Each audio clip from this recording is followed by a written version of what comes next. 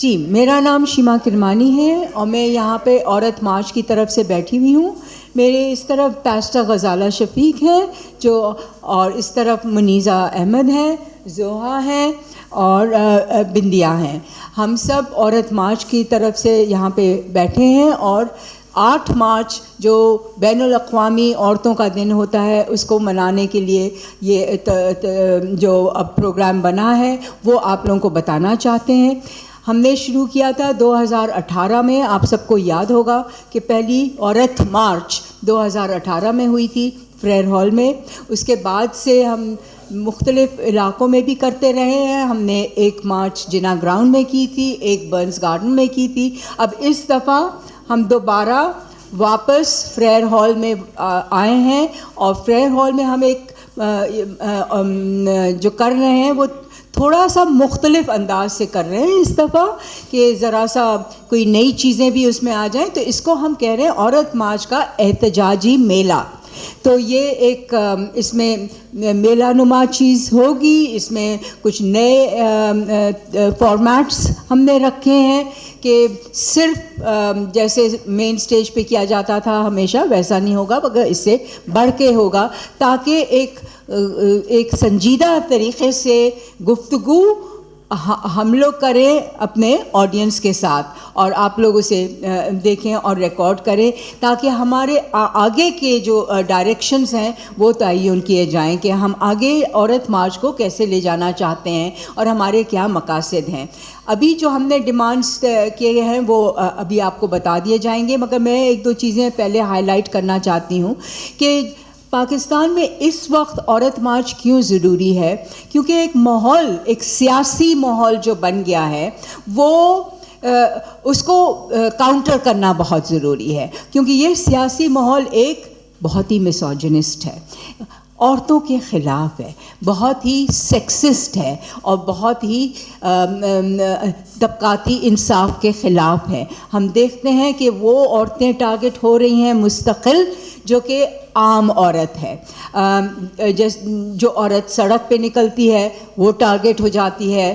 تو اس طریقے سے ہم سمجھتے ہیں کہ یہ جو ایک سوچ ہم نے ابھی بنائی ہے وہ یہ کہ سیاسی نیریٹو کو تبدیل کرنا ہے. ہم نے یہ بھی دیکھا کہ ہماری اسمبلیوں میں جو الفاظ جو انداز عورتوں کے لیے استعمال کیے جاتے ہیں اس سے ہمیں بہت شدید اختلاف ہے. ہم اس پہ شدید طرح سے پروٹیسٹ کرتے ہیں کہ اتنی سیکسسٹ سوچ، اتنی سیکسسٹ ٹرمینالوجی جو آج کل استعمال ہونے لگی ہے یہ پاکستان کی ہسٹری میں کبھی بھی نہیں رہا. یہ چیزیں کریٹ کی جا رہی ہیں اور ہم سمجھتے ہیں کہ ہمیں ان کو کاؤنٹر کرنا ضروری ہے. دوسری چیز جو بہت ضروری ہے اس وقت وہ جو ایک سیاسی ماحول بن گیا ہے جہاں پہ 2 صوبوں میں مسنگ پرسنس کا ایشو جو اتنا بڑا ہو گیا ہے. سب سے پہلے بلوچستان کا مسنگ پرسنس کا ایشو. ہم دیکھتے ہیں کہ بلوچستان کی عورتیں کس طریقے سے بلوچستان سے نکل کے آئیں، اسلام آباد تک انہوں نے مارچ کیا. یہ ایک بہت بڑا انقلاب ہے کیونکہ یہاں اس مارچ میں ہر عمر کی عورت تھی، چھوٹی بچیوں سے لے کے بوڑھی عورتوں تک اور اس میں ہر طبقے کی عورتیں تھیں. تو یہ اتنا بڑا انقلاب ہے پاکستان کے لیے. بلوچستان جو سب سے زیادہ عورتوں کے حساب سے کنزرویٹو سمجھا جاتا تھا اس نے اسپیئر ہیڈ کیا ہے، اس نے پائنیئر کیا ہے اس قسم کا مارچ. اور پھر دوسری جگہ پہ جو مسنگ پرسنس کا ایشو ہے وہ ہم دیکھ رہے ہیں سندھ میں بہت زیادہ ایشو ہے.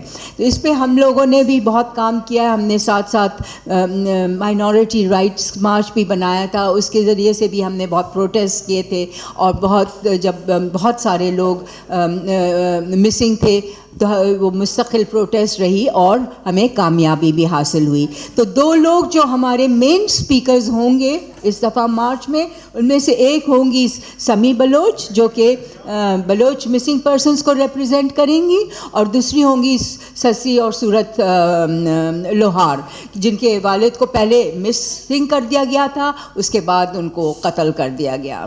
تو یہ اور آخری بات جو میں آپ لوگوں کے سامنے رکھنا چاہتی ہوں کہ یہ جو ہم دیکھ رہے ہیں 76 ایئر آف پاکستان میں کس طریقے سے ریاست ملٹریسٹک سے زیادہ ملٹریسٹک ہوتی جا رہی ہے.